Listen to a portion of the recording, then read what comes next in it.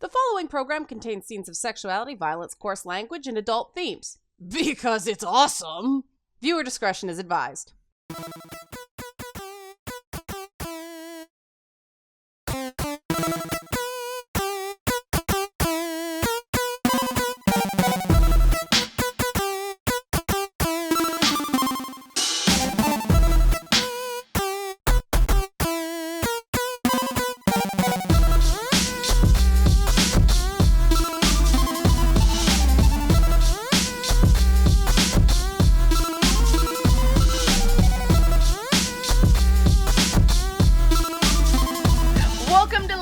Episode 3, I'm Leanna Kersner, and the impressive being to my left is Glowy Box. A goal of this program was to represent the gamers that backed it, and this episode's question changed because of that feedback. During the feedback session, backers challenged the question, should game developers care about complaints of sexism as being too obvious? According to the community, of course developers should care. The question is, how much?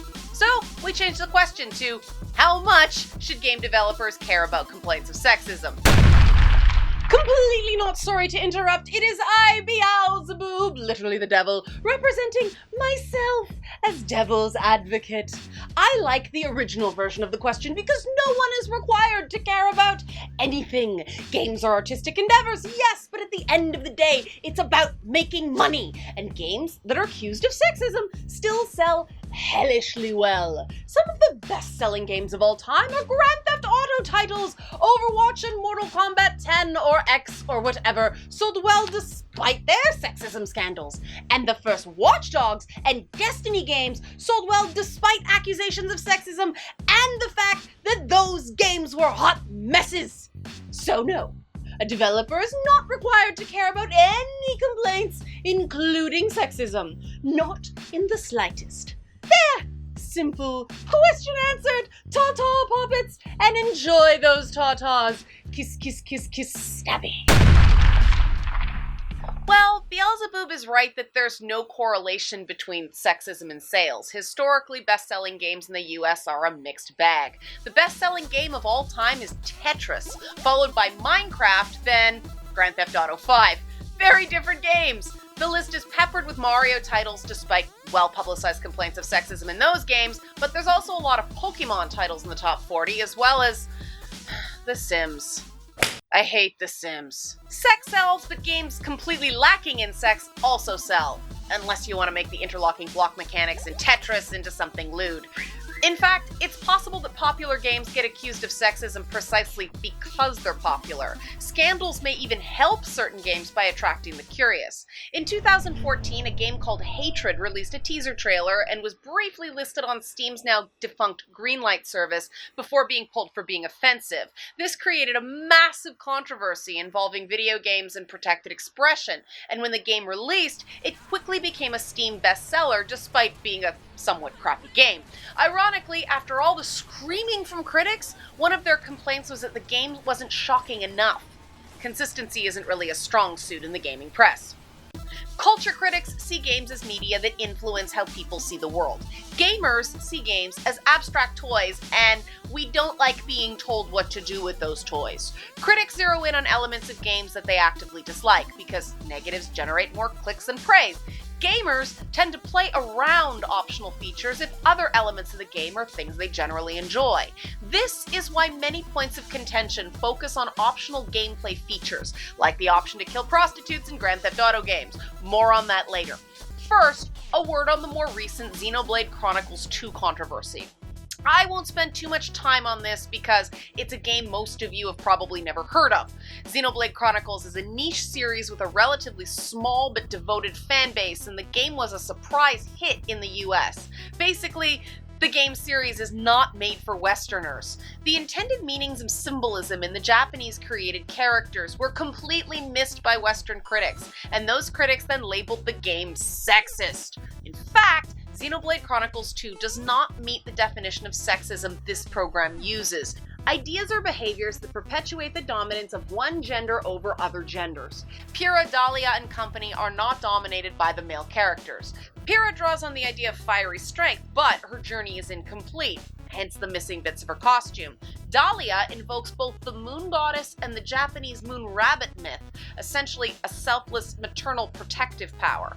In the West, however, she was interpreted as pornographic fan service because of her large breasts. Critics insist that the intent of the design doesn't matter because the product offended some consumers, but should the developers of games like this that are made for a Japanese market with symbolism that's radically different from Western semiotics care about complaints that are not informed regarding the meaning of Japanese visual metaphors? I say no, but it's clear that others strongly and loudly disagree. The problem is that we're not having a discussion about the lost in translation phenomenon going on with this game's symbolism. Everybody just freaked out. Excuse me, for the record, I am not freaking out. I am laughing at all the other people freaking out. Yes, Beelzebub. Noted for the record. Toodles. I live in the cosplay version of the Dark Half. Anyway, anyone who's worked in the media for any length of time understands that there's just no pleasing some people. Many complaints of sexism miss the mark and confuse sexy with sexist. And that's the subject of this week's Lady Bit.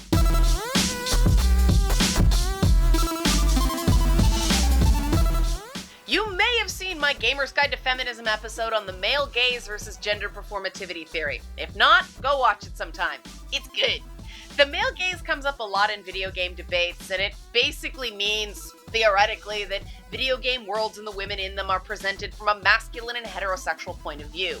Many people don't deny this is generally true, and it's easy to understand why an overall lack of media content that appeals to women is an issue.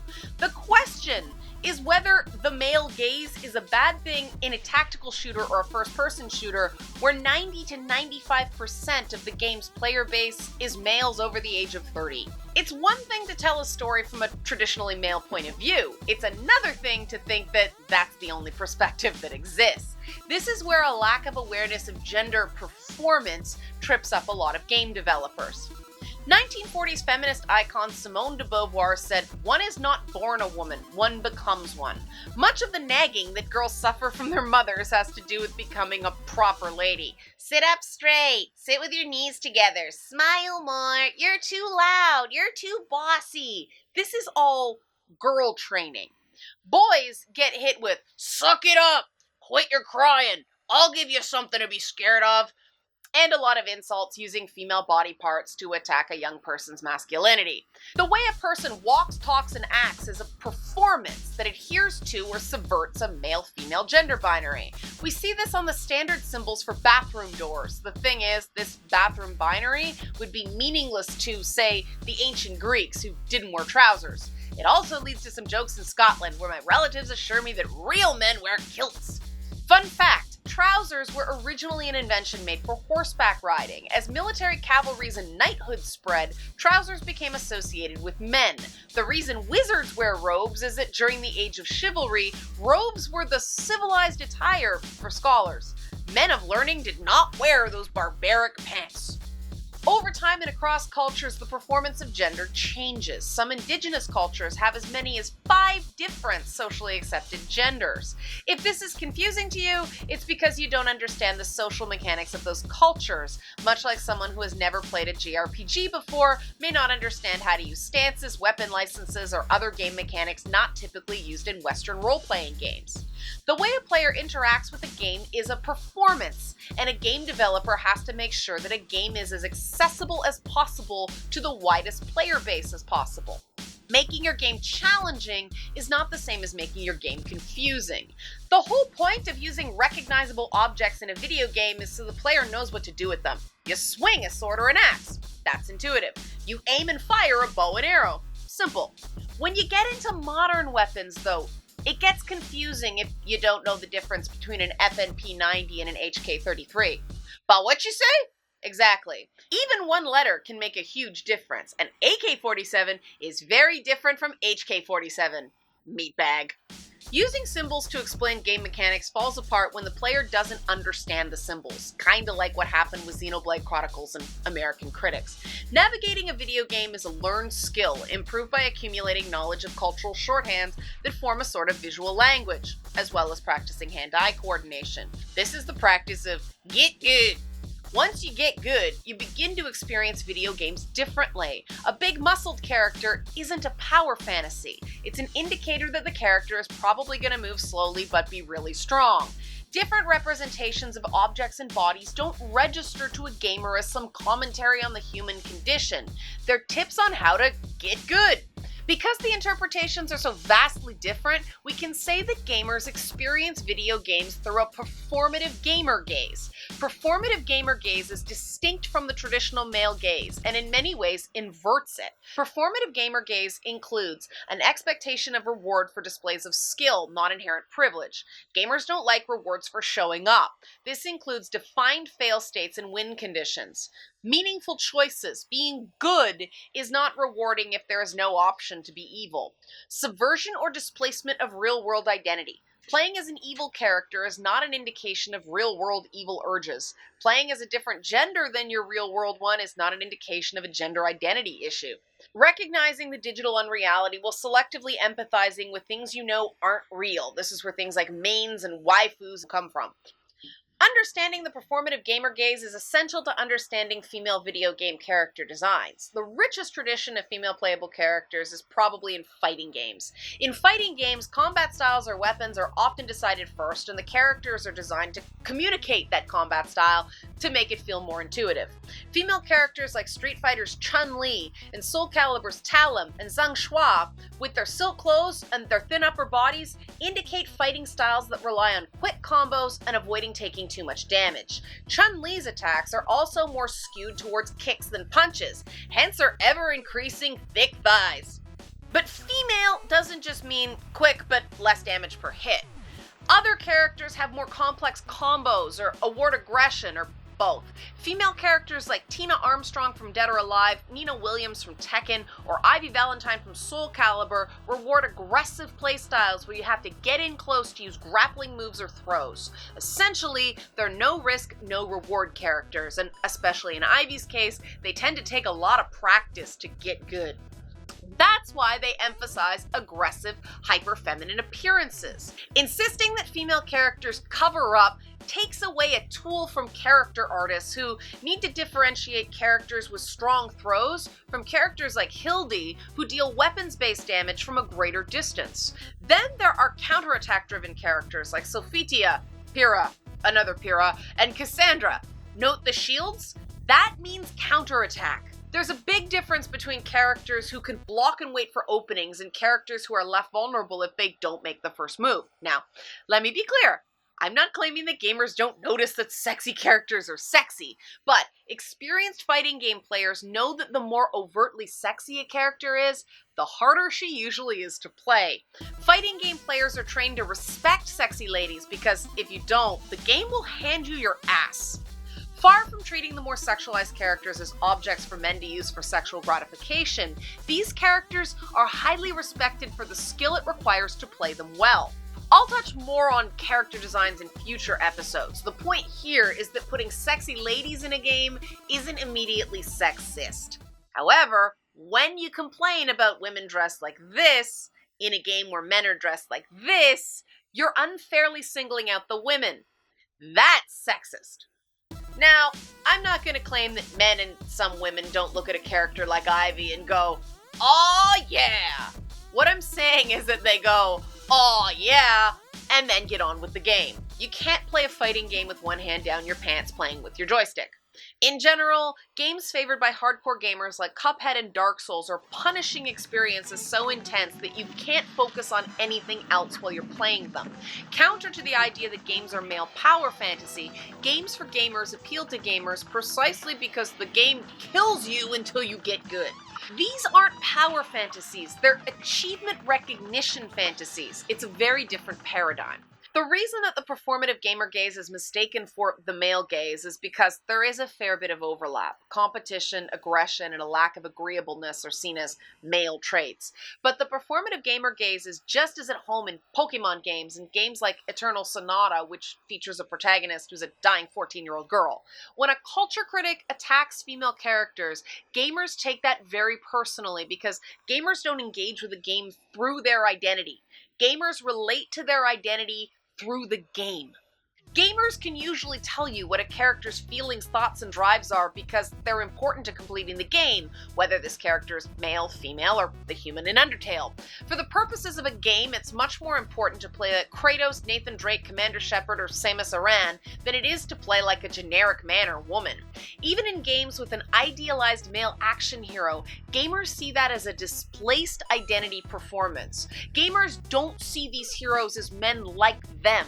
They see them as a different, higher status kind of man.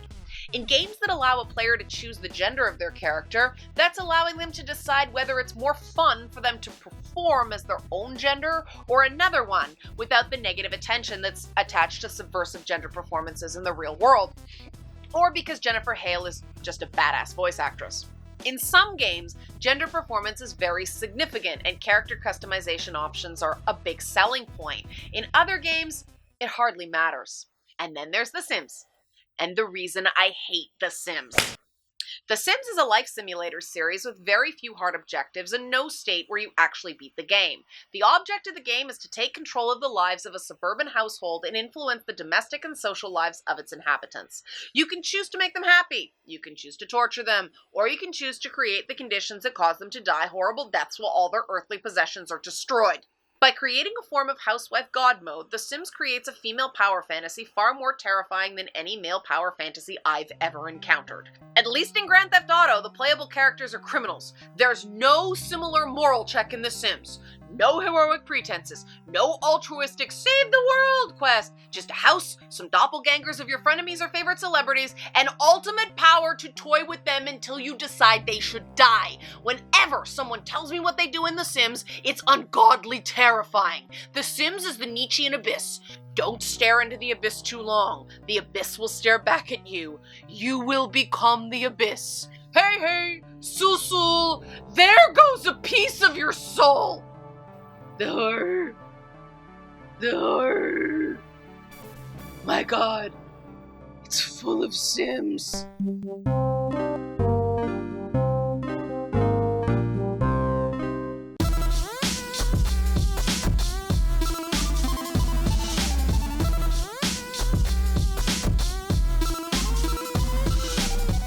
This one's easy. Developers should care about every accusation of sexism. They should take it seriously and respond to every complaint. Why? Well, because that shows developers care about women.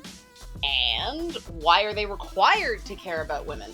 Because it's the right thing to do. Are games required to care about men? That's assumed. Men hold the power. Tell that to the thousands of male enemies that get slaughtered for the player's enjoyment. It's not the right thing to do to uniquely care about women just because they're women. That's benevolent sexism. That's not what I meant. What I meant was that the enjoyment of female players is neglected because of the assumption that women don't play certain types of games. The assumption is that you need to appeal to men to have a profitable game, but you don't have to care about women the same way. Yeah, but that's kind of true. There are competing moralities here. For businesses, the right thing to do is whatever makes a company the most money. Most AAA console games have primarily male audiences, and it seems like the more a game is accused of sexism, the better it sells. Why? Because the accusations are usually because of boobs. And men love boobs. Now, boobs won't sell a game that sucks, but it will certainly get attention for a game so a gamer can decide whether or not it sucks. Women are not just boobs. There's a responsibility on game developers to set a good example for the gamers who play their games. Why? Well, because they're community leaders. Well, that explains why everything is so screwed up. When you're relying on the public to buy your crap, you're not going to challenge their preferences. Gaming is what you do when you don't want to be told what to do. Fine, whatever. Here's a business argument. With gaming's core market of 30-something white males being saturated, new players have to come from other places. Well, yeah, games like Grand Theft Auto sell really, really well, despite massive amounts of sexism. Games that are friendlier to women can use that female-friendly status as a selling point. Sure, but that doesn't change the fact that a game dev isn't required to care about any complaint. Ultimately, it's up to them what kind of game they want to make. But blatantly irresponsible games give the mainstream media an easy attack line against video games as a whole. There are two schools of thought on that. One is that the news media is going to demonize video games no matter what, because modern news has an addiction to moral panics. The other side is that, yes, borrowing sexist tropes from action films does make it easier to demonize games. even though games didn't create those tropes. Why can't we be better than the movie industry? I think we should be, but I can't force a game developer to agree based on some sort of think of the women we treat like children argument. There are a lot of complaints about sexism that are just opinion divorced from any facts to back them up.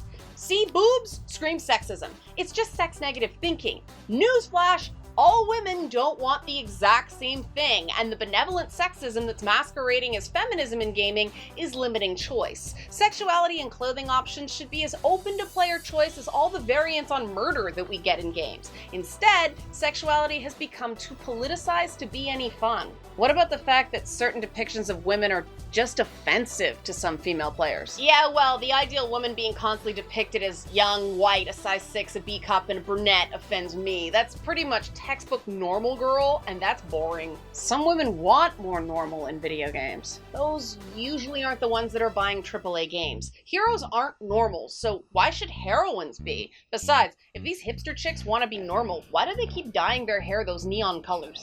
To show their individuality? Honey, when you're individual in the same way all your friends are, that's not individuality.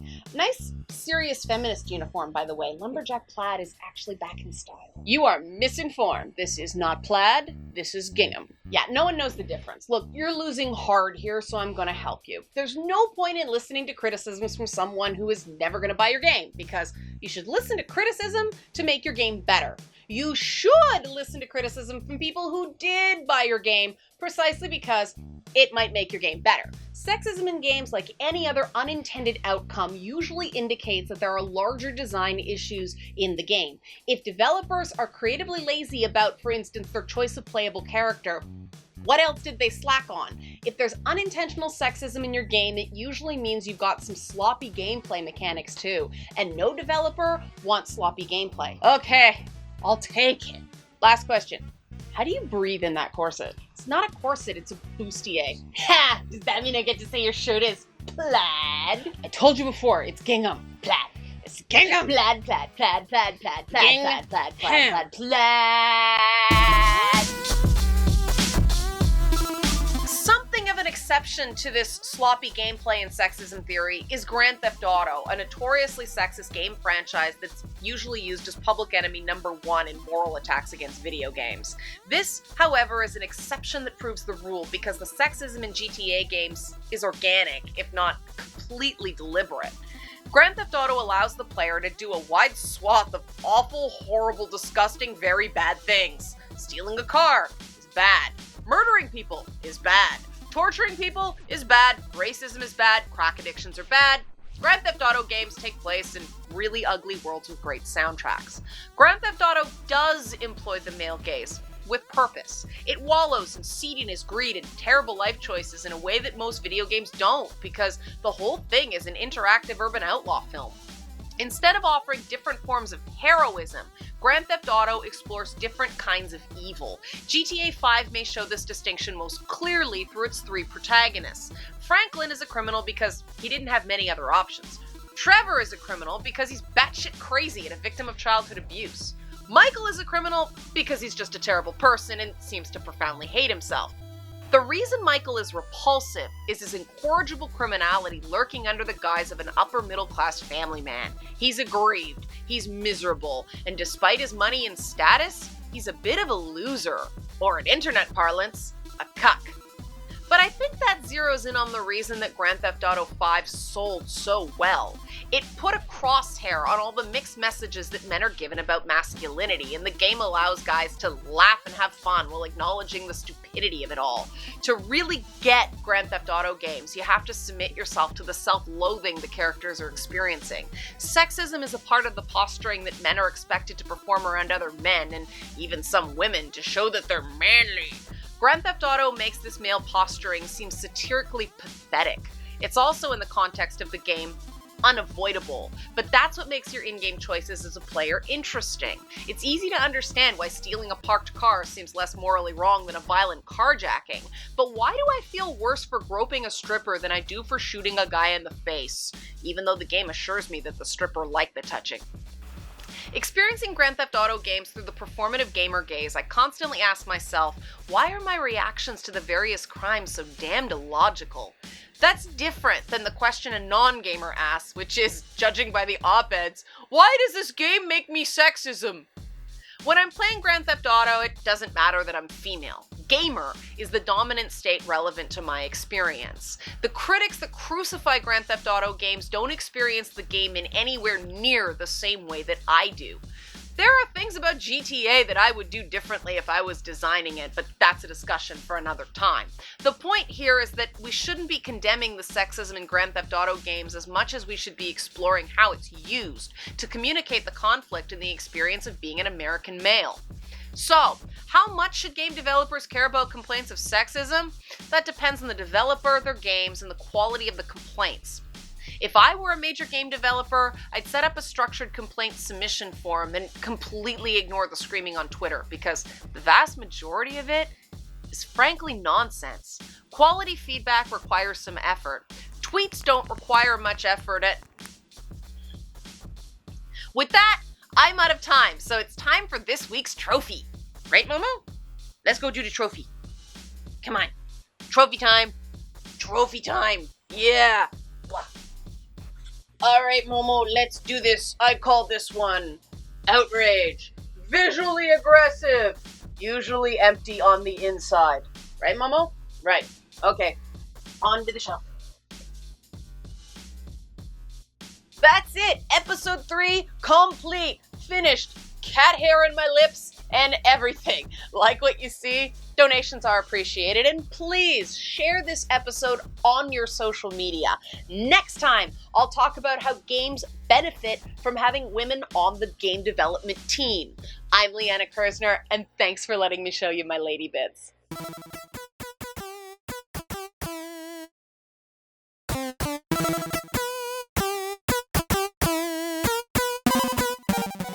With great soundtracks.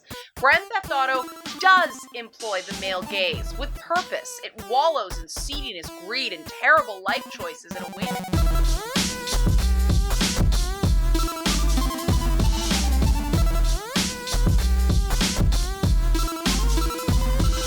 but be really strong.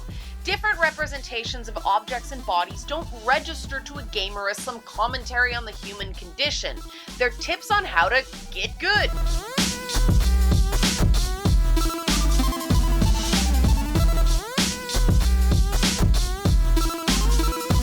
Why do I feel worse for groping a stripper than I do for shooting a guy in the face? Even though the game assures me that the stripper liked the touching.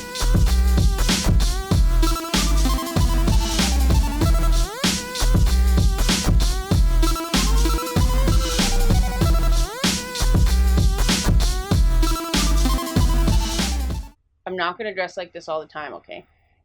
Yeah, I better not. Yeah, okay. Yeah. The things we do for shows. I know I look like a stereotype.